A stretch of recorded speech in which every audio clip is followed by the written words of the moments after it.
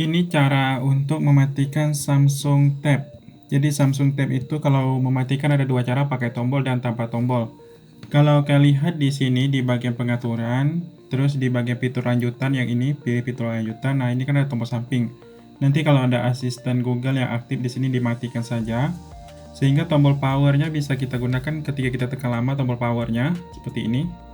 Nah, muncul menu daya mati. Ketuk sekali lagi untuk mematikan. Itu pakai tombol. Kalau kalian tidak ingin pakai tombol, lakukan dengan cara di sini. Nah, tarik pusat kontrol ke bawah. Nanti ada menu di atas ini di sebelah kiri icon gear. Kalian pilih saja bagian ini. Nah, ada mulai lagi itu untuk restart. Kemudian pilih daya mati dan ketuk sekali lagi untuk mematikan tablet. Di sini ada tulisannya. Itu saja caranya, silakan dicoba pada tablet masing-masing.